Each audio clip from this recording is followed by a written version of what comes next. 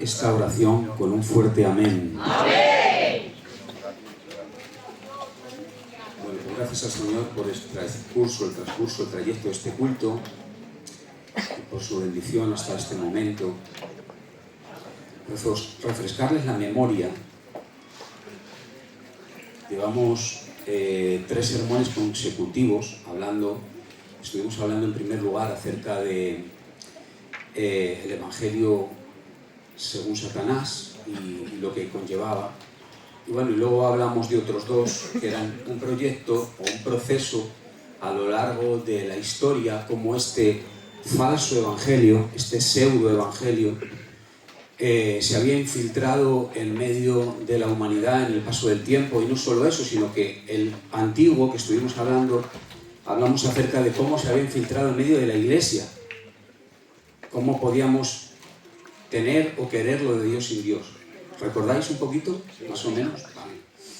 Entonces, exigía el tema sin querer predicar acerca de otro evangelio, el otro evangelio.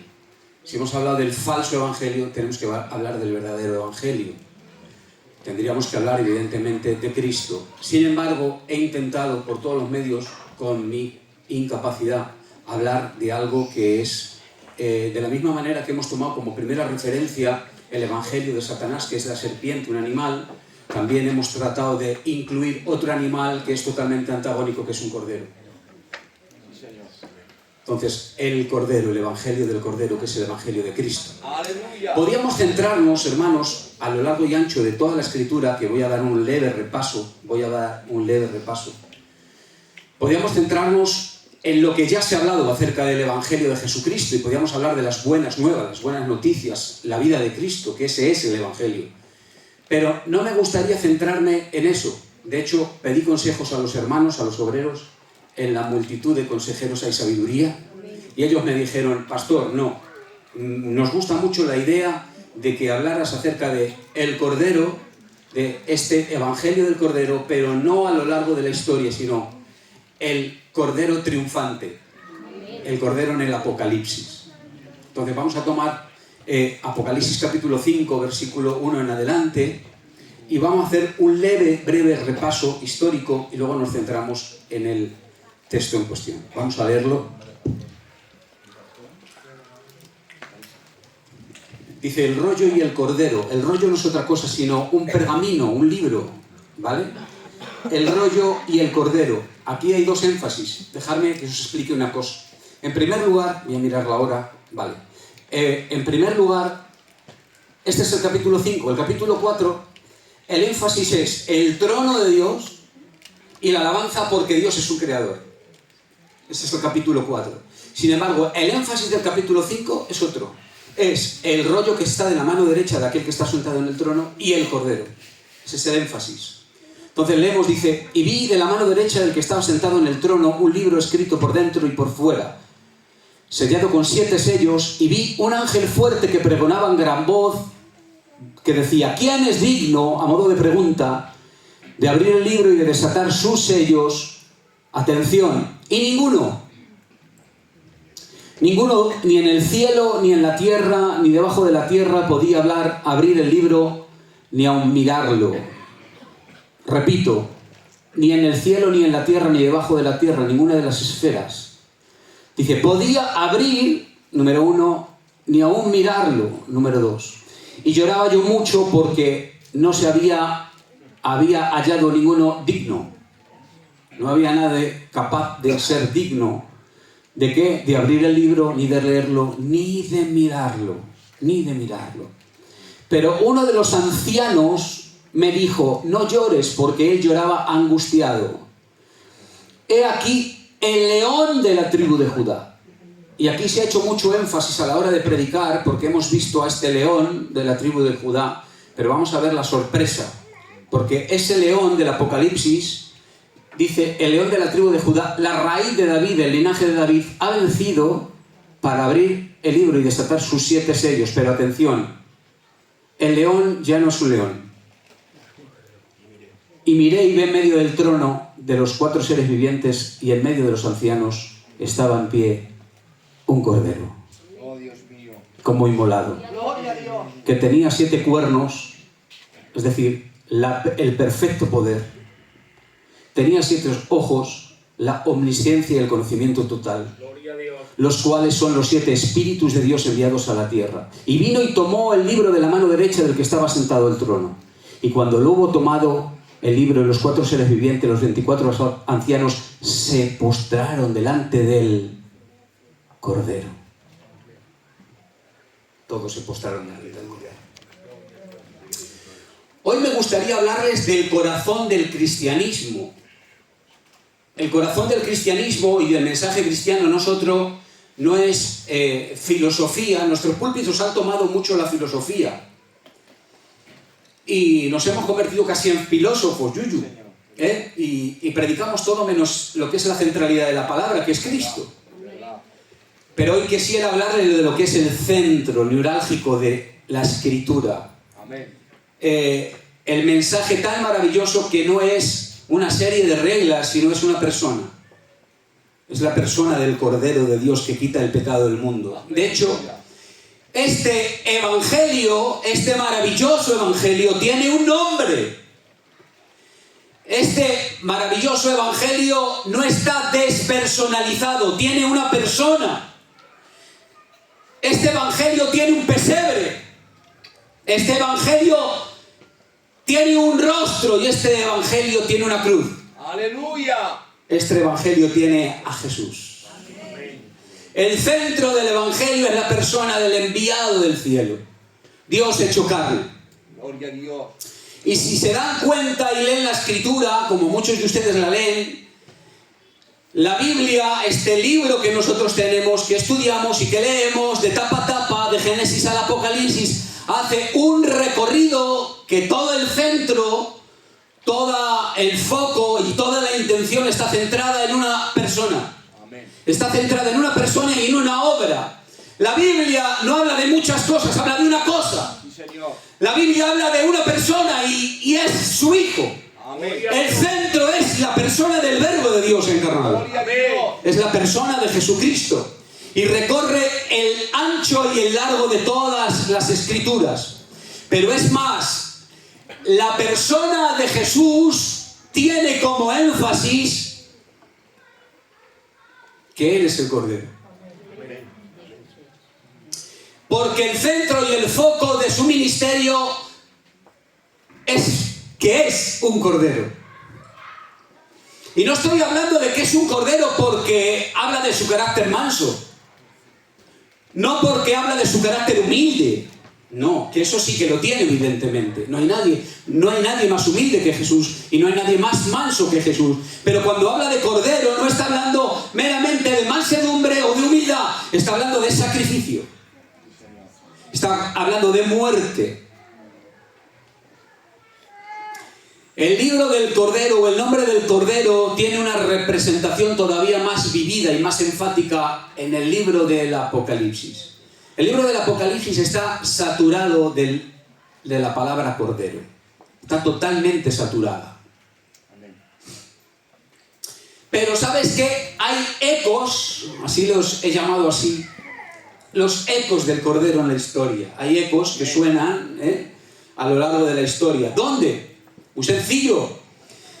En origen estuvimos hablando de Génesis capítulo 3, ese falso evangelio que presenta la serpiente, pero que nada más que él presenta este falso evangelio, esta serpiente, a continuación aparece Dios mostrando el auténtico y el verdadero evangelio, Génesis capítulo 3, versículo 15. Donde le hace una promesa, primero hace un juicio y una condenación y después establece una promesa donde dice: tú herirás el calcañal, una zona donde no hay órganos vitales, donde será una herida que daña y duele, pero en ningún momento es una herida de muerte. Sin embargo, este al que tú le dañas en el talón, que es la descendencia de David, es decir, la persona del Mesías, el Cristo, este te pisará la cabeza. Hay órgano vital en lo cual, pisándote la cabeza, te destrozará y te destruirá. Hay una promesa. Aquí aquí ya estamos viendo implícitamente, no explícitamente, no directamente, sino de una manera disfrazada. Estamos viendo un cordero prometido. Ya estamos viendo un cordero. Este es el evangelio en semilla, así lo llaman los teólogos. Es la semilla del evangelio, todavía no ha crecido, se ha echado en el campo, pero en realidad esto tendrá una productividad. En un tiempo postrero eso crecerá y dará a luz un evangelio. De hecho, lo llaman el protoevangelio o el primer evangelio. El evangelio desde el comienzo.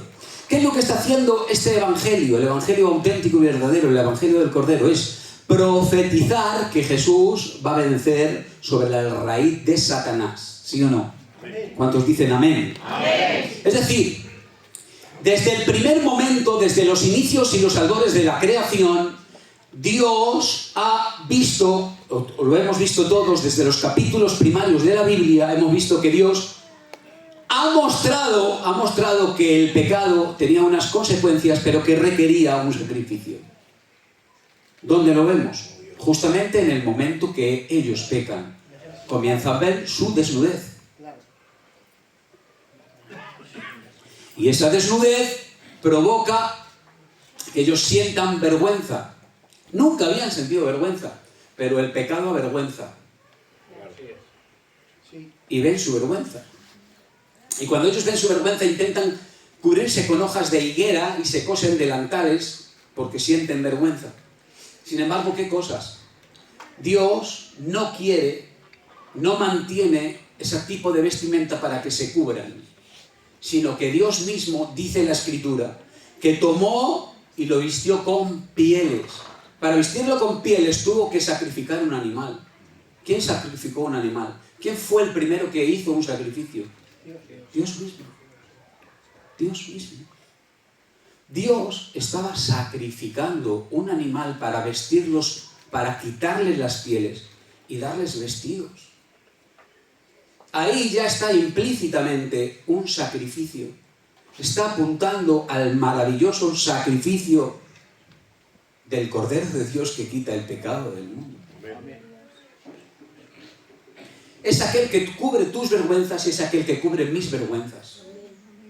Es aquel que nos hace estar delante de la presencia del Omnipotente y Todopoderoso, porque no hay justicia en nosotros, pero su sacrificio hace que nosotros podamos estar en pie delante de Él. Amén.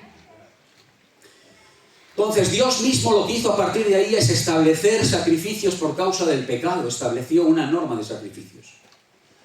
Claro, si entramos en esto tardaríamos mucho tiempo, evidentemente no lo voy a hacer. ¿Por qué? Porque Dios mismo fue el primero que sacrificó, pero luego siguió Abel, sacrificó a Abel, y luego siguió Noé, y luego siguió Abraham, y luego siguieron los patriarcas, y así sucesivamente. Y Dios, sabiamente, instituyó para no entrar en cólera y se activara la ira de Dios sobre ellos, para apaciguar la ira, para propiciar la ira divina. Lo que hizo es regular los sacrificios. ¿De qué manera? Hizo una regularización de los sacrificios diariamente, de dos maneras: el sacrificio matutino y el sacrificio vespertino. El sacrificio matutino no era otro sino al alba de la mañana sacrificaban un animal, rociaban su sangre, luego comían su carne, etcétera, etcétera. Pero es que luego a las 4 de la tarde, la hora nona, que así se llama, ellos volvían a sacrificar. Todos los días había 2 sacrificios, continuamente, todos los días. Pero no solo había diariamente, sino que había también un sacrificio mensual. Y también había una fiesta, que había un sacrificio anual también. Es decir, Dios estaba moviendo a través de la figura de un cordero que tiene que ser sacrificado. Todo está apuntando al Cordero de Dios. Amén. Esto tuvo un proceso histórico. Éxodo capítulo 12. Necesito rápidamente entrar en esto y ya nos vamos directamente al texto. Si os dais cuenta, Éxodo capítulo 12 en su contexto histórico lo que está diciendo es que han entrado en Egipto y ellos, el pueblo de Israel, lo que ha ocurrido es que están sufriendo el pie sobre la cabeza de Israel y los están subyugando. Entonces, Dios mismo intervino por medio de las plagas para sacarlos de allí, porque escuchó el clamor de ellos. Y a través de las plagas quería sacarlos, pero ¿sabes qué? La décima plaga era una plaga programada, estaba en la agenda divina, estaba en la agenda de Dios. Y la décima plaga hablaba de la muerte de los primogénitos, del primer hijo. Y para poder librarte de que tu primer hijo no se muriera porque el ángel de Jehová saliera por la noche y sacrificara y matara a tu hijo en tu casa, lo que tenías que hacer es coger un cordero de 1 año, sin defecto, tomarle 15 días, examinarle, hacer un ritual, vestirte de gala, tomar un bordón en tu mano, sentarte con tu familia, sacrificarlo y comértelo. La sangre de ese, previamente, la untabas en los dinteles de la puerta. Y cuando los untabas en los dinteles de la puerta, el ángel de Jehová pasaba por frente de la casa de los judíos, los hebreos, que tenían el sacrificio en las puertas. Y Dios pasaba de largo y no ejecutaba un juicio. Qué maravilloso que hoy todos los que estamos aquí, ojalá así sea, tenemos en las dinteles de las puertas de nuestro corazón la sangre de un cordero más excelente que este. Gracias, Señor, gracias.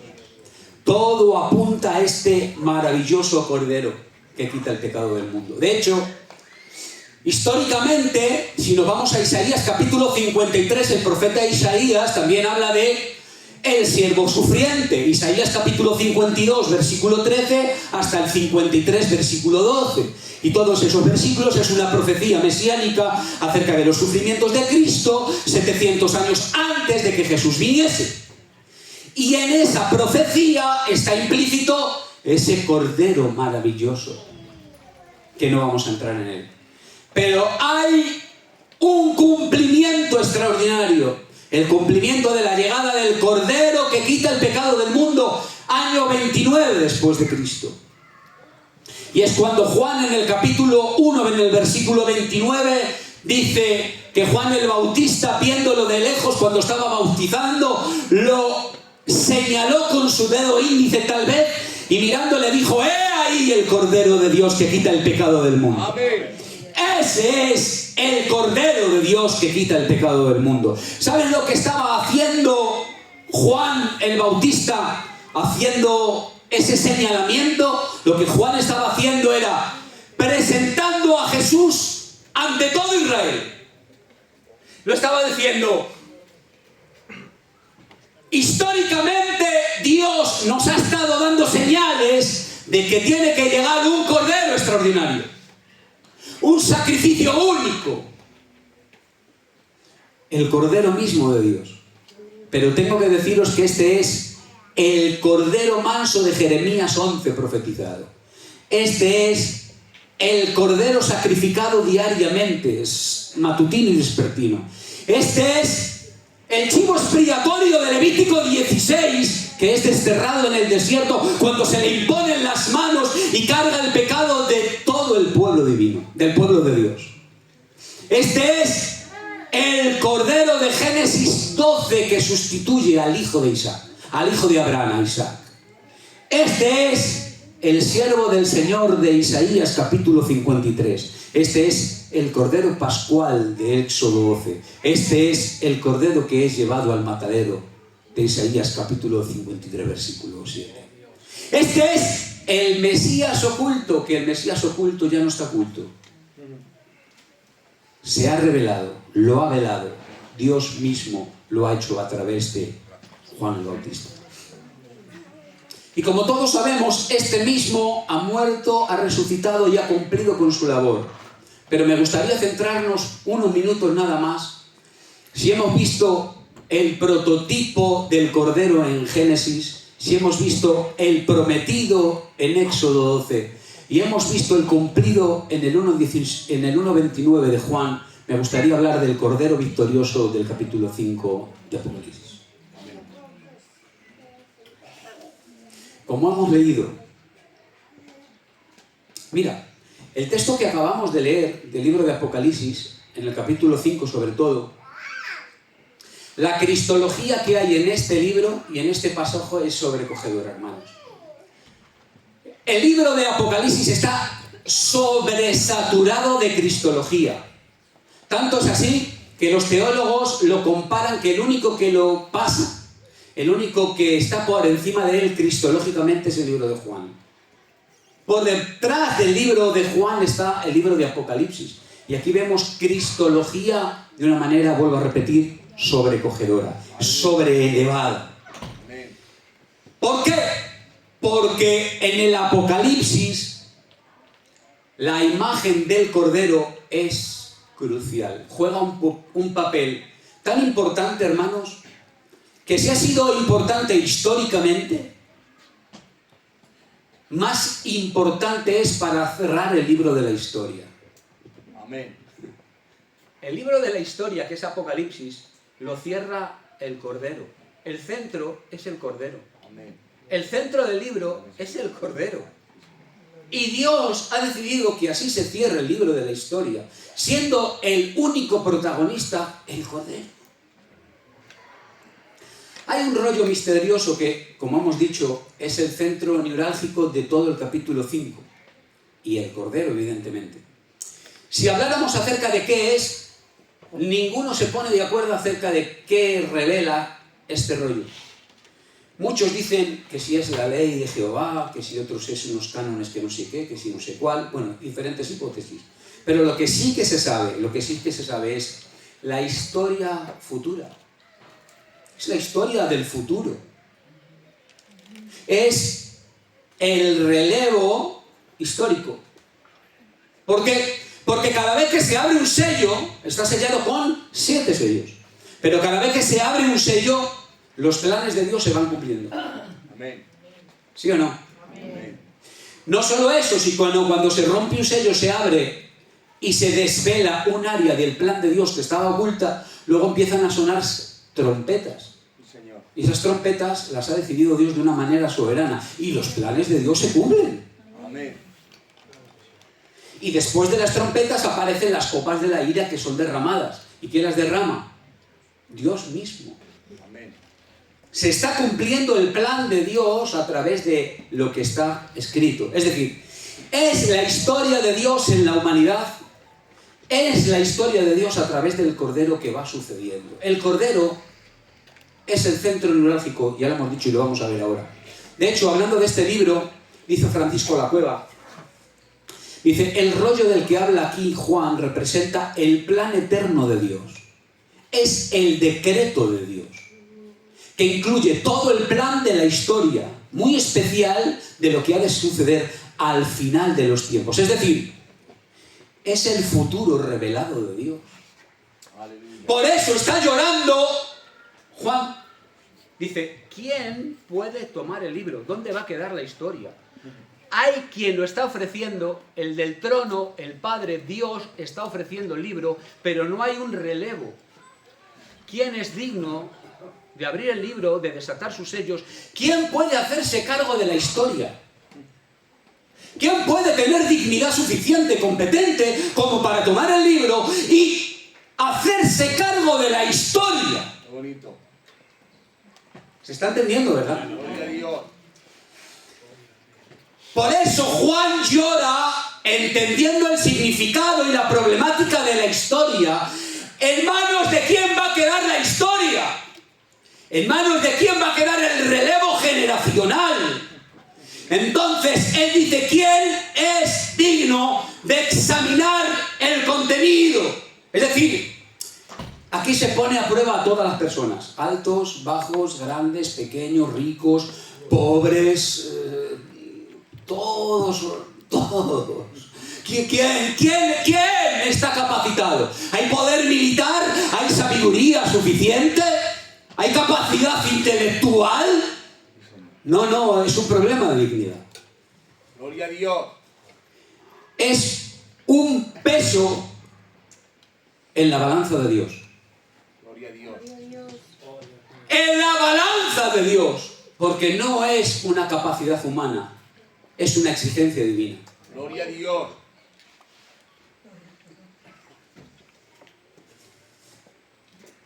Los ángeles tal vez vuelven su rostro y no hay nadie digno, pero hay una gran noticia.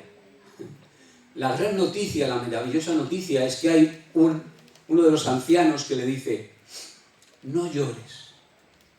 Qué consuelo sabiendo que hay quien puede tomar el libro. Qué consuelo, no llores. Todos tendríamos que estar llorando con Juan.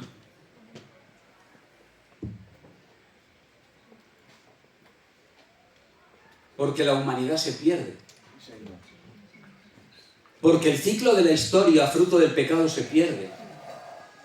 Y no hay nadie que tenga la capacidad de dignidad que pueda tomar el libro.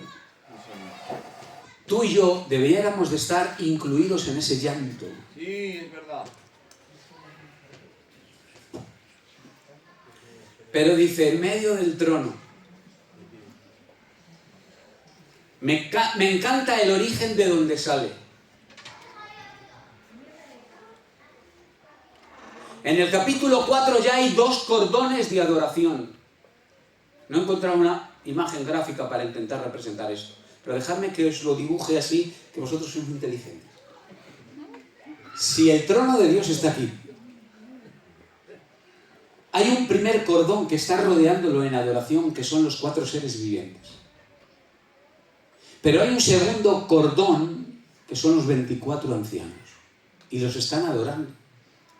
Están adorando a aquel que está sentado en el trono. Pero no hay nadie digno de abrir el libro y desatar sus 7 sellos. No hay nadie externo al trono que pueda tomar el libro. Pero desde el mismo trono tiene una autoridad real. Desde el mismo trono aparece un cordero, dice, el león de la tribu de Judá.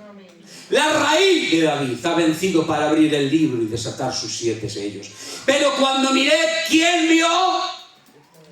Un cordero muerto, un cordero degollado. ¡Qué imagen!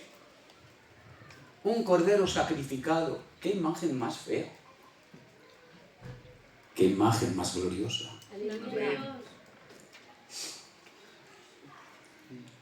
Él aparece para reivindicar que lo que le hace digno no es el trono.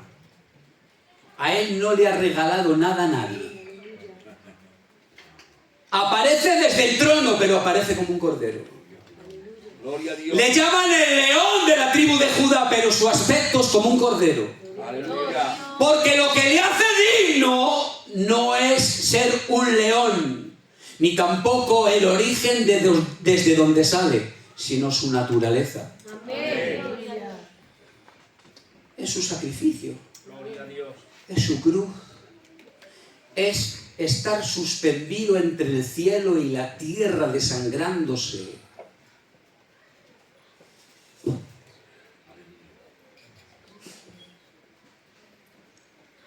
Esta imagen es celestial, hermanos. Esta imagen no es temporal. No estamos viendo el templo. Estamos viendo el mismo trono de Dios. Aleluya. Por lo tanto, estamos viendo que este que está degollado, este que está sacrificado, no ha sido sacrificado allí. Sí, Señor. Está buena. Ha sido sacrificado antes. Pero él permanece en pie delante del trono intercediendo. Amén.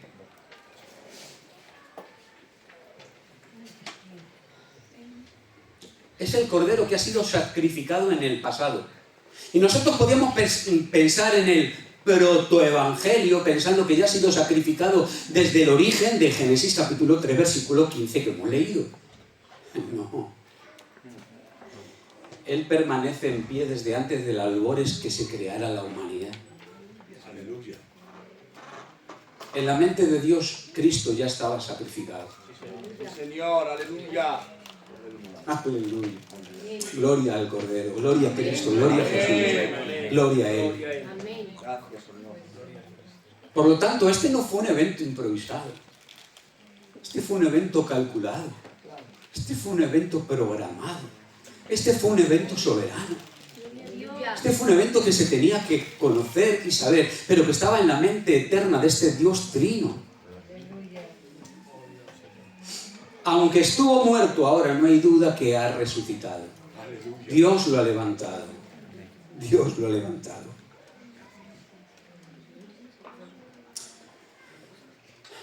Me quedan poquito tiempo, pero dejadme unos minutos. No solo está vivo, no solo está resucitado, está en pie.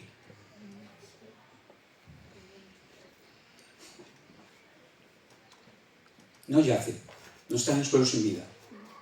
Está degollado, pero no está en el suelo sin vida, está de pie. Está de pie porque está en el centro del trono. Oh, Dios mío. Él está en el centro del trono. Está rodeado por los 4 seres vivientes, está rodeado por los 24 ancianos. Él es el centro de la adoración celestial ahora. Aleluya. Estar aquí conmigo, estar aquí conmigo. Traer vuestro corazón aquí ahora. En el medio del trono está Él y están cantando aquel que es el Cordero de Dios.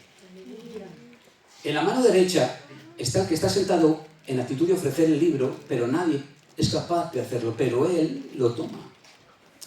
Eso es la investidura formal de su ministerio universal. Es la investidura formal de su ministerio universal. Su ministerio público era el ministerio que tuvo como hombre. Y había una inscripción en la cruz. Este es el rey de los judíos. Pero ya no es el rey de los judíos. Ahora, al tomar el libro, Dios lo está coronando como la investidura formal de su reinado. Ahora es rey universal. Ahora, Él puede tomar el relevo de la historia. ¿Quién no es el león? Es constantemente llamado ¿quién? El Cordero. Entonces, después de esta investidura formal y de este reinado universal, de su visible dignidad y de la victoria de su sacrificio, todo el foco del cielo es el Cordero y no el león. Aleluya. El foco del cielo es el Cordero. Amén. Todos los cielos se rinden en adoración. Oh, Señor. Mira lo que dice el verso 5 en adelante. Atención. Cuando hubo tomado el libro, los 4 seres vivientes y los 24 ancianos se postraron delante del Cordero. Todos tenían arpas y tenían copas de oro llenas de incienso, que son las oraciones de los santos. Y cantaban un nuevo cántico diseñado para Él. En el cielo hay un cántico nuevo y empiezan a decirle: digno eres de tomar el libro y de abrir sus sellos, porque tú fuiste inmolado y con tu sangre nos has redimido para Dios, de todo linaje, de toda lengua, de todo pueblo, de toda nación, y nos has hecho para nuestro Dios reyes y sacerdotes, y reinaremos sobre toda la tierra. Y dice: y miré, y vi la voz de muchos ángeles alrededor del trono. Se han unido, hay un tercer cordón. Dice: de muchos ángeles alrededor del trono, de los seres vivientes y de los ancianos. Y su número era millones de millones, que decían a gran voz como una sola persona: Aleluya. el Cordero que fue inmolado es digno. ¿De qué? De tomar el poder, de tomar las riquezas, de tomar la sabiduría, de tomar la fortaleza, de tomar la honra, de tomar la gloria, de tomar la alabanza, que está en el cielo y sobre la tierra y debajo de la tierra y en el mar, y a todas las cosas los que en ellos hay, les oí decir: al que está sentado en el trono y al Cordero, a él sea la alabanza, la honra, la gloria, el poder, por los siglos de los siglos. Amén. Gloria a Dios. Él es el centro neurálgico del cielo. Gracias, Señor.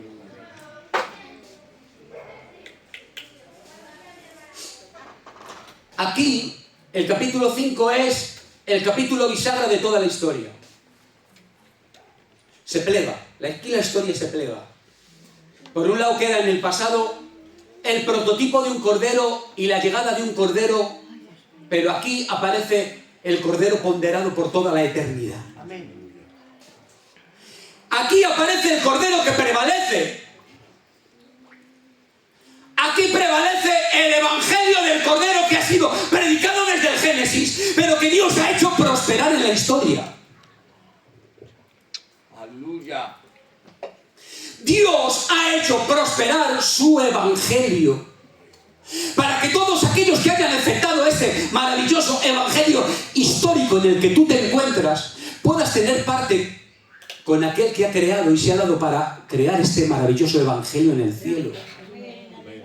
El objeto de la adoración del cielo es el Cordero.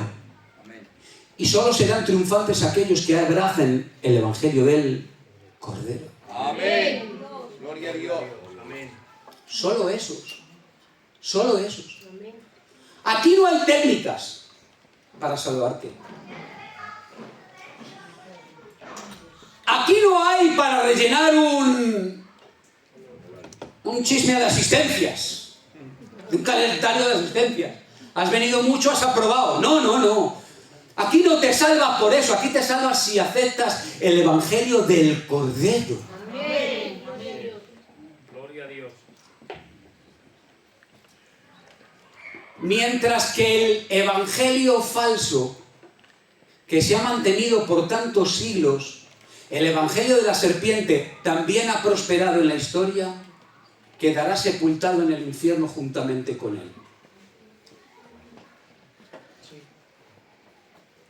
Pero el único que prosperará es el evangelio del Cordero.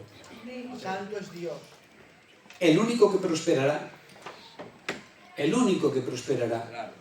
es el evangelio que Dios tenía organizado y orquestado. Amén. Bienaventurado si estás en Cristo.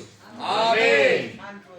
Bienaventurado si formas parte de aquel que está inscrito en el libro del Cordero. Aleluya. Bienaventurado si te has dado cuenta que eres una pecadora y eres un pecador y que necesitas la gracia de Dios para salvarte. Bienaventurado, porque si no lo eres, perecerás con el pseudoevangelio, con el falso evangelio en el infierno. Gloria a Dios. Pero tengo una buena noticia, aunque ya te acabo de dar una mala noticia. Si hoy aceptas el evangelio de aquel que ha sido levantado desde el cielo para tomar el libro, desatar sus 7 sellos y tomar el libro de la historia, tienes futuro. Gloria a Dios. Gloria a Dios. Porque Él tiene el libro, tiene tu historia en sus manos. Amén. Aleluya. Él sí se ha podido hacer cargo porque es digno. Él sí se puede hacer cargo. Dios se fía de su Hijo. Aleluya. Dios se fía de la competencia de su Hijo. No tengas temor, no tengas miedo si estás pasando por circunstancias no buenas. Como todos estamos pasando, hermanos, diferentes medidas. Mantente, prospera en la gracia de Dios. Estás en el verdadero. Y si estás en el verdadero, como estás con Cristo y en Cristo, con Cristo y en Cristo, formarás parte de aquel que tiene el libro de la historia para crear, para que Dios te añada en ese libro de su historia. Amén. Amén y amén. Mira, tu vida no está supeditada a esta vida. Sí, Señor. Amén. Yo ya acabo, Tu vida no está supeditada a esta vida. Es verdad. Hemos echado tantas raíces, hermanos, aquí. Sí, Señor. Es triste, hermanos. Totalmente. Es triste. Tenemos esta chicha, tenemos esta carne, tenemos esta mentalidad tan mala, Señor. que nos juega tan malas pesadas, que me robas un cuarto en el mercado y te quiero echar los sesos. Y me enfado encima, me enfado. O vendes algo como yo y me dice, puesto enfrente.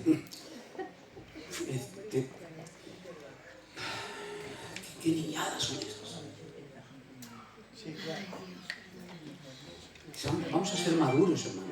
Vamos a ser consecuentes, que Señor. tenemos un evangelio que está en las manos del Cordero. La Aleluya. historia, estás en Cristo. Tu verdadera vida no es esta. Mira, voy a darte un ejemplo gráfico y voy a acabar ya. Palabras de honor y sin jurar. Mira.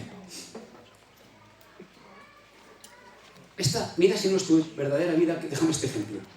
Cuando una mujer está en estado de buena esperanza, tiene una criatura dentro, ¿sí o no? Tiene vida, ¿sí o no? Vale. Pero cuando el niño nace o la niña nace, cuando le preguntas y dices, ¿qué grande la niña o el niño? ¿Qué edad tiene? Y dice, a que no te dice, tiene 3 años y nació a los 8 meses. Eso no te lo va a decir. Te dirá, 3 años. ¿Sí o no? ¿Por qué? Porque tú calificas como existencia y en la verdadera vida en el momento que ella dio a luz. Porque esa es la verdadera vida. Aunque ya tenía vida estando en el seno materno. Tú estás ahora en el seno materno. Esta no es tu verdadera vida. Tu verdadera vida se manifestará cuando Cristo sea manifestado. Gloria a Dios. Entonces, este es un periodo. Es un periodo. No eches tantas raíces. Es un periodo. Señor. Amén. Estás embarazado de Cristo, como le dijo a los Gálatas. San Pablo dice, oro por vosotros para que Cristo sea gestado en vosotros. Gloria a Dios. Gloria. Gracias.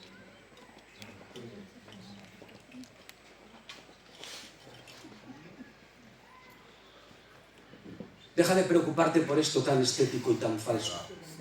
Sí, Señor. Echa raíces arriba.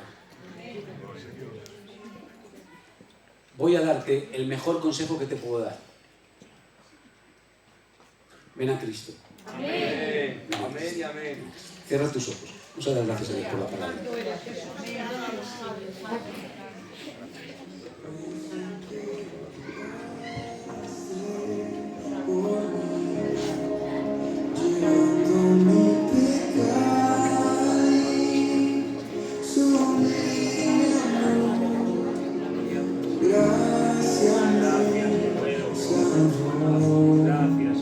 Gracias por tu amor. Muchas gracias. Tus manos.